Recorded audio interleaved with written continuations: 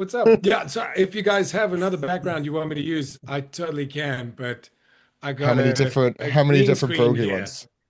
which is pretty exactly, it No. reminds people how I look.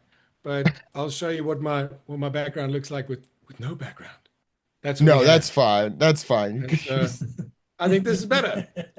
Does weird stuff to my hair, I but agree. that's what being in your early 40s is all about. I'm almost there. I'm only a couple years off. Oh, Oh man, you're gonna love it. It's fine. It's it's it's fine. it's like Okay. it's like I'm very yeah, scared. man. It's like your 20s. Uh, If you do it wrong and you're messing it up every night and not going to gym, you're gonna probably feel pretty terrible. But I got two kids. My boy's 8. I play football better than I used to. I play cricket better than I used to. I play basketball better than I used to. Okay. You grow 'em into your body. It's how much you use it. And Yeah, I have a 4 and you're a still 1-year-old, so I'm like, there you go, dude. yeah. Bro, I that's feel that already though. Like I just need keep picking to. them up every day, no matter how big they get. Yeah, I Just just try and do like a do. couple of reps. Yeah. Exactly. Over your head, let them climb you. That's That's about how I I right. prepared for the role, dude. I literally Is it? I figured out my kids were heavier than the axe and the shield combined. And so I just started doing like weird core exercises, like holding them very far from my body, just trying to like figure out I exactly how to get stronger in the middle. I tell my Because wife all the That's time so I cool. should be in the best shape of my life. I don't understand why I'm not, because just like lifting up my 4-year-old just to like get him to do whatever it might be, I anything, and to get them yeah, to do anything, to get them to, maybe they want to wash their hands themselves today. So now you got to hold them at like a 45-degree angle, sort of over yes. the treacherous blades or whatever it is you got right next to your kitchen sink. And they don't care. They're wriggling around. They're shifting weight constantly. I'm telling you, dude, that's like, it's dynamic weightlifting is what it is. I'm glad that is working for someone, because I feel like it hasn't like I don't like, oh, I'm not like marketably more in shape than I've been in my life. The opposite, if anything. But they also, it's because they eat stuff that tastes good, but then, There you you eat the go. leftovers. But But anyway, it's because also that they're little. Wait until your kid is 8 and weighs like 60 pounds, then and you're yeah, still that's a lifting them workout. over your head. No, so that's why just keep doing it every day because they're gonna other things will get lighter. Your kids won't get heavier. Yeah, my 1-year-old's only like 20 pounds, so that's There you not really go, much of bro. a weight. Yeah. Yeah. Are we Well, using strap it on this? one arm and then do your arm raises. I feel like this is if you're okay using this part, I can. But I don't uh mind, buddy. okay, because I think for everyone out there, it's good to lift children as an exercise, your own as an exercise. Yeah, Your own, your with own permission. I with mean, permission. Important distinction. I was once Yes. in San Francisco before I had my own children, and we were in this beautiful park, and I had like a climbing wall, and the most cool thing about it was it had this swing in the shape of a rocket that could take 6 children or two fully grown men, but you're not allowed near the park. They have a sign there. It says no unaccompanied adults allowed. And for the first and only time in my life, I considered just trying to get some strange kid's attention. Like, hey, you in the Batman shirt. I see you're unaccompanied. You want to go on the rocket swing? I need a hookup. I I That didn't happened do to me it, but once. it's the only time in my life that I've considered just walking over to a kid and going like, "Hi, I'm a Yeah. stranger and you shouldn't be talking to me, but Well, have you seen that rocket swing?" Have you tried doing that in your brogy, like the full brogy outfit? That No. To be fair, the person that I saw, and then one of the reasons I absolutely couldn't do it. So I was like, okay, let's just say, let me see if I were to do this, which child might I approach? And literally, the first child I saw was 4 years old, little girl wearing a Batman t-shirt. And the thought honestly crossed my mind because, like it's awkward to start a conversation. So what if I just went up to her and said, I'm Batman? Like, I don't think I'd get the rocket swing. I think I would get a trip downtown, maybe a free holiday. You yeah, know, you would something like it doesn't translate. You gotta leave some rocket swings alone, but pick up that's your own true. kids because Yes, your pick own up your kids own get heavier kids. and heavier, and you will slowly get stronger and stronger. And taller, which I assume is how you've Oh, gained all that height that's in the for the camera role. angle. That's just make Oh, sure the smallest kid is holding the camera, and then you'll look big. You oh, look big when you that play it back. Oh, there Yeah, you go. That's what you got to happened. feel Okay. big. So you just had children doing the cinematography for that's Well, no, luckily, oh, look, my kids, they want to act because there are very lax child labor laws and they want to buy like electric scooters and things that I personally will not buy them. But they're like, if it's my yeah. money, will you let me buy it? I'm like, sure, get a job. And they're like, well, Yeah. I could be an actor. And I'm like, oh no. But no, there were no actual children on set when I was there. They used regular sized adults, but giant sized props. That's how we did it for One No, Piece. yeah, I know. Because, I you know, was it's yeah. child labor. It's so, 18th century. Let's keep it 22nd century and have everything made by grown-ups with a big fat smile on their face. I agree. So we are talking today with Brendan Sean Murray, who is Brogy in the One Yes. Piece live action. And I gotta Hello. say, hello. We also have with us Rafael Montemayor, who is a writer and Hello. reporter on many outlets, who is joining us today. And Raphael, I think when we like, you got to see the season before I did, before it came out, and you said, my question was, what characters that, or sorry, which actors, really stand out to you, that, secondary characters that I just wouldn't know about right now. And I think Brendan was the first person that you named. Oh Um, man, I'm gonna yeah. blush. And Stop. I deservedly so. I thought you were fantastic. I was like, Thank you so much, man. yeah. The laugh came naturally. Everything. I Oh, the was, laugh. yeah. And Brogy is such an endearing character. How? I'll first ask, how did you find yourself becoming a giant? Oh, well, it's a long and crazy story because when One Piece started filming in South Africa, before they'd even started filming, about maybe 3 months before, they had an online script reading of the first two scripts. And because it was being done here, a South African production company was busy running that. And I had the rare privilege of being asked to be the like stage directions reader on the scripts, like reading the actions and introductions and all of that stuff.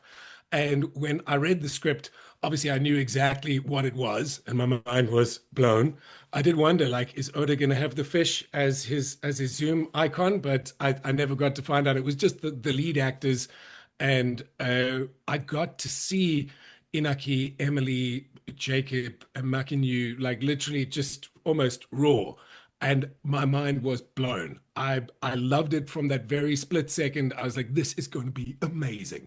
So I auditioned for a bunch of parts in season one, and I did have to turn one or two of the parts down because I would audition for the role, and then you get the role, and you're like, but this it is a wonderful part, but I will be there in two scenes of one episode.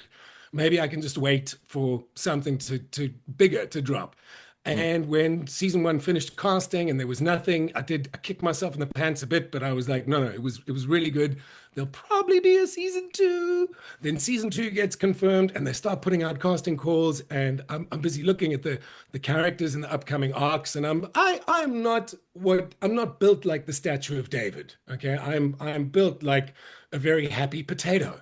You know, I'm fine with that. But when a script came in, and obviously there's code names and code words, but this was very early on for season two, so I didn't know that it was for One Piece.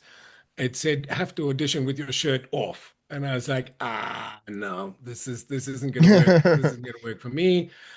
Okay, let's take a look at the scenes. And I took a look at the scene, and it wasn't immediately obvious from the scene, but it was a comedy scene. It's the scene in the cave where Yeah. there's the misunderstanding about like I'm gonna eat you or not. And I read the scene and I was like, you know what? I may not have abs, but I'm a big dude. I played rugby and I can play the hell out of this comedy scene. I just have to be funnier than all the other guys, and then maybe I'll get a callback. And then I did get a callback, and I had to get off of a production of Othello that I was busy doing at the time. Luckily, it was during the daytime and during rehearsals, didn't cancel performances or anything crazy like that. But went, and there were about 20 dudes being paired up into brogies and dories, and they'd flown in from all over. And I got in there with my first dory, and it didn't quite work. What he was a very tender gentleman. Let me say he really he was rooted in like the emotion of the scene, and right towards the end of the day, they start letting people go, and then we keep hanging around and get put into different groups. And I got to tell you, like they hooked me up with Werner, who ended up playing Dory right at the end of the day. And just before we went into the room, we'd said like hello to one another, but that was about it because you're all just sitting there waiting to go in, and you don't want to disturb anyone's process. But I said, can we just quickly run the scene? And he's like, okay, but like half energy. And we start like just softly going. By the time we got to the end of the scene, we were like, yeah! And we went in there because the scene we were auditioning with is the final scene where they do the hakoku and they let the straw hat sail away, but then begin brawling again. And just that brotherly love, man, I felt it. And it's maybe also because he played rugby when he was younger, so I'm not afraid to like just lay my hands on him and just be a little bit more physical because I know that's the camaraderie, the brotherhood of battle. It might just be a rugby field, but it is war. But yeah, that's how I became cast as Brogy, and then becoming Brogy is another matter entirely. Y- There's the laugh, there's the look, there's the physical prep for the stunts. It was how an long awesome did it journey. take? I know we talked to it was I think Jessica, right? Who does the makeup, hair, and design. Yes, yes. Yeah. Well, so How Amanda's the Amanda, head of Amanda, department, but sorry, Jess, yeah, Amanda okay, Ross yeah, McDonald, right. yes. Yeah, yeah, sorry.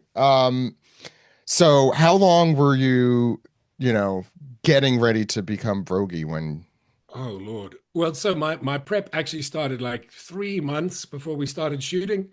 The What we were busy chatting about was how we're going to get the effect of these giants, and we spoke about like who'd done giants well on film, what had they done to film it in that manner, and we decided we really wanted them to have the size, the yeah. scale, the weight. And so the stunts department was like, wait, we've got it. So you guys now need to be training with little wrist weights on and ankle weights just wherever you go. And like we were chatting about before, Zach, I just picked up my kids because they were of the perfect age Oh, that I need weights with they that. That's the weights. So yeah. that's it. So I started doing like weights on my wrist, but then they started like getting weird and chafy. And then I realized if I just moved my kids, like we just made a game where I just like pick them up and fly them around and move them over, so that I just started getting stronger. And I'm really glad I did because my first day of stunts was Werner's last day of stunts. So he Oh, had to go and shoot something else. So they rehearsed him in with stunts at the beginning, and then literally his last day was my first day. We could overlap, and so I had an hour and a half with the stunt department to just like learn the choreography, and then I had an hour and a half with Werner to just like mess around and see if we could do it. And it, to our credit, we did. I've got that fight on film. I'll probably post it on Instagram one day. Like we got through the whole choreography just to show like a previs to everybody back home in the production trailer. I must say, the very next day, I went in for stunts training, and I was like, I'm utterly broken. Like my body does not work. And so I went straight into an ice bath and then got out the ice bath and I felt like a little better, started limbering up, and we realized it's just my core had managed to do everything, but then just locked up entirely. Because when you yeah. fight as the giants, this is what I didn't realize, because you want to go for such a large scale, you can't be fighting like close quarters. The camera is going to be far away, but you're still going to be filling the whole frame. So you really got to give that full swing. You got to be dancing ballet instead of just doing short little rabbit punchy bar fight jabs.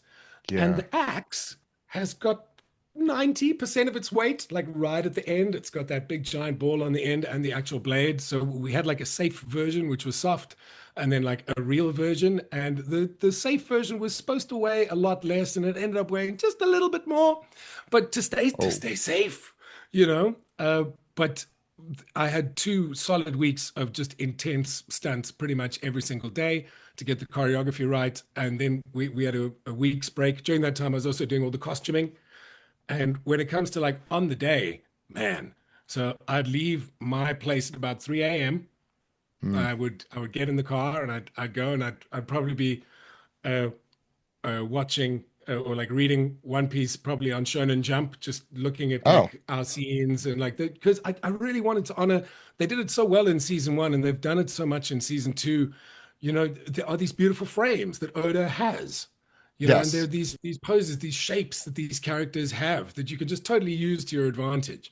And because we're live action and you're moving the whole time, you can't like sit there in like the perfect thing, but you got to just offer it for a split second and then they can slow it down or freeze frame it or do whatever cool thing Right. they want to do with it, or they do nothing. And then you just look like a live action version of a really cool dude you know? Yeah. Yeah. So I'd ride into studio, and then at about 4 a.m., we would start with prosthetics. We would start by, oh man, I had the worst beard this whole time because to put the nose on and the mustache, they had to shave my mustache off.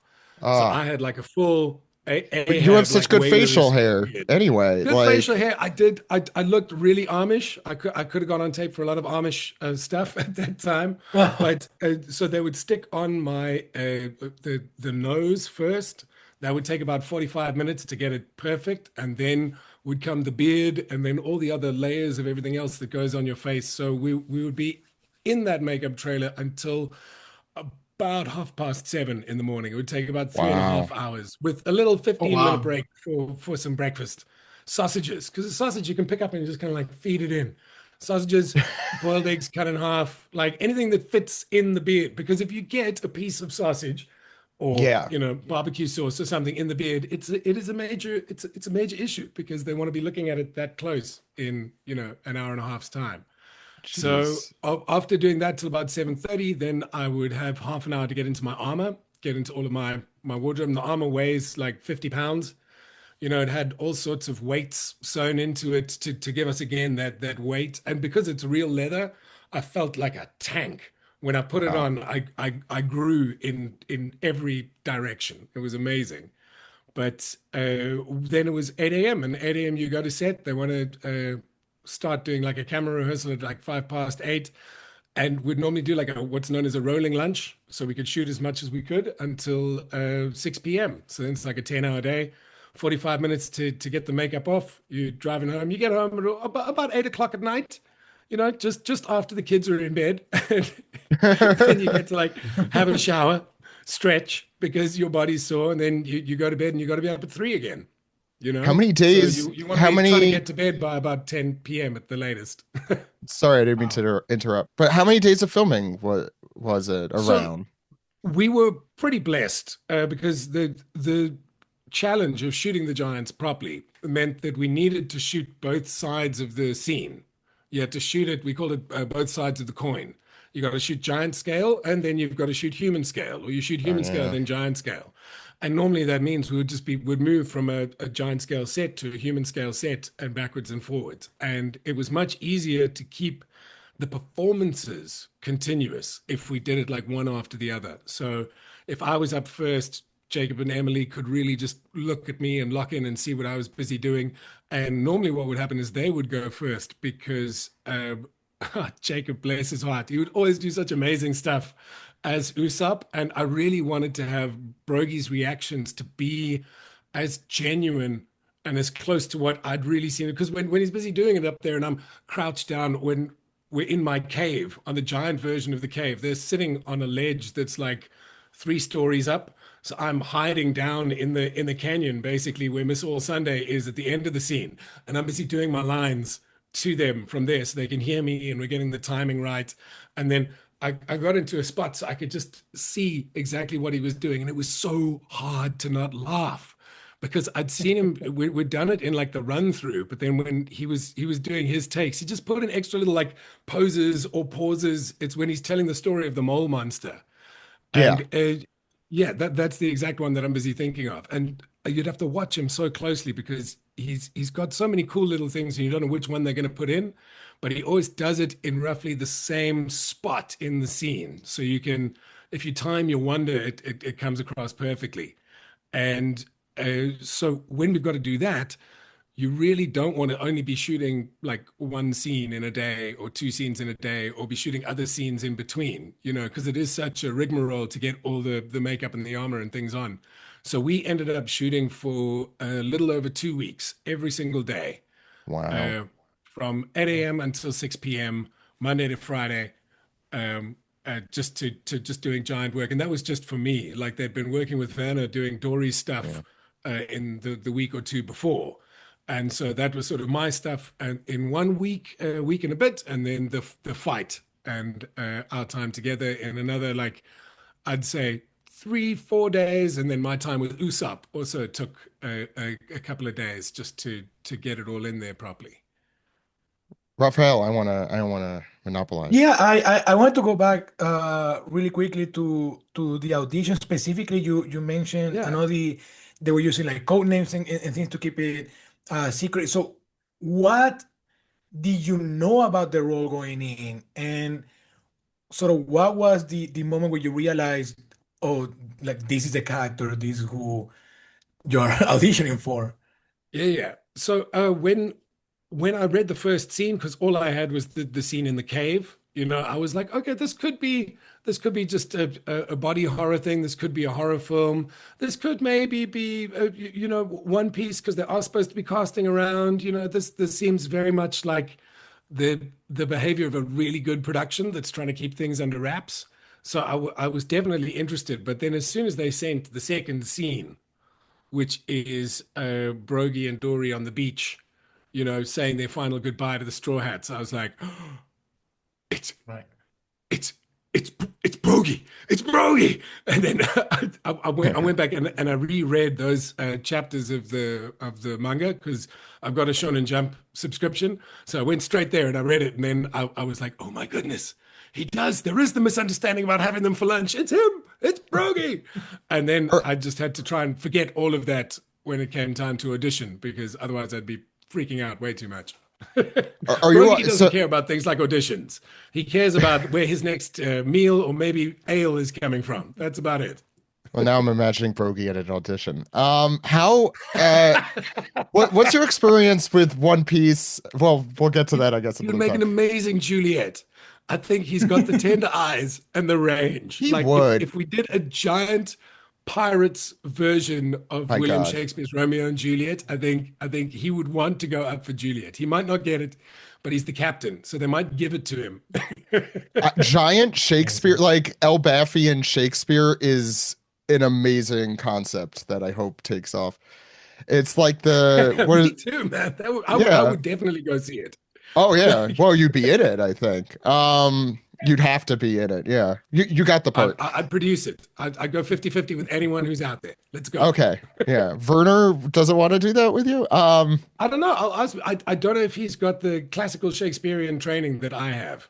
Yeah, I'm not So sure. I'm like all about Shakespeare. He might be like, oh yeah, cool, Romeo and Juliet. I know that story. Sounds cool. Can I be Romeo? Oh no. Um uh so what's your experience with One Piece besides the your like knowledge of the live action series? I know it really made a splash in South Africa, obviously, Yeah. during the first season, but how much have you read? You said you read the Shonen Jump app, so I have to ask. Yeah, well, so I cannot spend as much time as I used to now because I do have two little ones and I'm a responsible adult. But there was a time where the South African national television broadcaster in the afternoons after school, they would have Dragon Ball Z. And so Yes. that was kind of like South Africa's first exposure to Dragon Ball Z, and who could forget his power level is over 9,000. There you That go. was I felt that. I was young enough and naive enough that was very meaningful to me. But then unfortunately, it lost me when it was more about, see numbers go up. Everyone's just getting more powerful and the story's not going forward. And then I had a buddy's older brother who was just like, yeah, man, well, that's not the only anime out there. Here, watch this. Huh. And I was like, what is this? He's like, watch it. Don't tell anyone where you got it, but you got to give it back to me when you're done. And he had a cassette tape, a number of cassette tapes. Okay. And this is sort of I think I know where late this is 90s, going. a number Yeah. of cassette tapes of Berserk, Oh, the hand-drawn, Oh, yeah. beautiful, amazing Guts and Yes. Griffith. And I watched that, and that fell right into my sort of love of Shakespeare and big stories, and it Yeah. just raw human emotion, just normal people thrust into these incredible circumstances and just having to do the thing. And so from there, I obviously got into more like serialized stuff, was hugely into Naruto. Bleach as well. Watching it as it came out, like Bleach episode 54 hit me at like an amazing time. You You have might to not know remind Bleach me. or know the episode, No, but dude, I it's was into I'm around your age, so yeah. like I was also extremely into Bleach, like particularly in college. I remember. I'm trying to. What's Well, 54? That's Soul Society? so 54 is when Rukia is on the execution platform. Right. And you think all hope is lost. And Ichigo shows up with his new Yes. Bankai. Yeah. And Yeah. then you get to see I him should have known. begin fighting the older brother, who Yeah. whips out his Right. Bankai, Shide Senbon Sakura. And then he just lets go of his sword and it shatters into the thousand cherry blossoms. And Wow. it was, Yeah. for me, I was like, okay, this is a style that I really enjoy. And one of the reasons it hit so hard is because that was the year in my theater studies that I was learning about Japanese theater, specifically No and Kabuki. And I could just see how much of like classic Kabuki was in Bleach. Just the music, the style, the rhythm, the way they did the fights. You know, they've got those fabulous freezes that they'll do, and the koken will roll out the Oh, costume and yeah. stuff. And for people who don't know Kabuki theater, it's amazing. It's basically like watching anime live. It's Have you super seen cool. have you seen or heard of the One Piece Kabuki? They had it. I've heard of it. I have not even seen a stitch of it. I would love to watch that live. I think they have Like the that video would of be it amazing. too. I don't know if they're still touring. It Video. was a while ago. Okay, I well, listen, do. I'm hoping to go Yeah. back to Japan one day. So Same. to bring it all back, so at this point in my life, Sorry. about 2 years after that episode of Bleach, I found myself in Japan for 2 months. I was visiting a friend who he had been teaching English there, so I could stay with him. That was my accommodation sorted. And I was obviously looking for Naruto merchandise. I was looking for Bleach merchandise, but all of the pachinko parlors and everything, they were all flooded with One Piece stuff that I'd personally never heard of. And so I started getting into I wanted to see the manga, so I got like one from the I think I got it from a Lawson's, Yep. and the I asked my friend to like translate it for me, and because then I got the Shonen Jump app that day to like look at the translations, and it was just after Marineford. It was right in in that between time. I think it's the sort of Ace Sabo Luffy Yeah. pre-time skip, and Wow. I was busy looking at it, and I was like, okay, this might be cool. But then they went into the time skip, and I was like, okay, no, I've got to go back and I've got to like check it all out. Let me not like dive halfway in. This story's about to like change a lot. I need to know what's been going on. And so then I watched a little bit, I read a little bit, and then got distracted by beautiful acting projects and a beautiful lady who became my wife. And then the last anime that I watched while it was sort of current and coming out was Attack on Titan, you know, which was absolutely awesome. The way that they did the fights were amazing. But I mean, if I got to say some life-changing manga out there or anime out there rather, definitely the OVAs of Hellsing, the old OVAs, like some of the camera The work and those fights where they're fighting like Right the on. digital zombie vampire things. There's just amazing stuff. And then Basilisk was another one that I really enjoyed.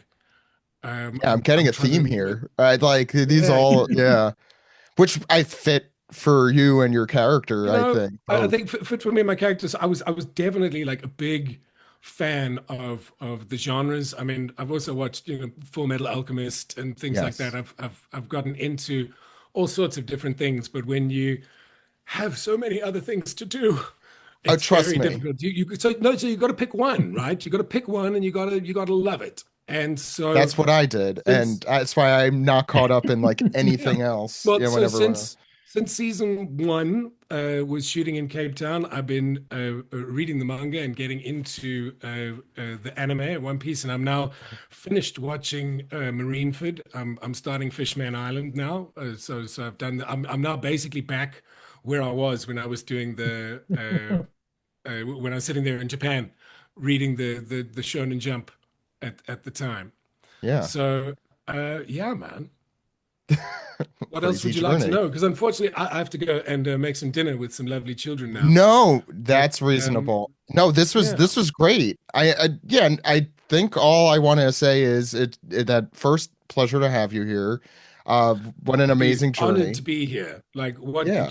I listened to like one or two eps of your podcast. Obviously, I haven't had much time to sort of prep for this, but you do amazing work, dude. Please Thank keep you. flying that Jolly Roger high. We will. And if you haven't checked out, where could people find you? Your other any work that you want to promote? For me, at the moment, I'm still doing film and theater in Cape Town. So you can follow me on Instagram. I'll let you know if I'm doing anything cool over there. Like I've got some local films and things coming out. But international things, there's stuff that might be coming out, but I might be signed to NDAs, so I cannot talk about it. That's the actor's plight, right? When you're That working on is. something amazing, you cannot talk about it. And once you can Very talk about it, intriguing. you did it like 3 years ago.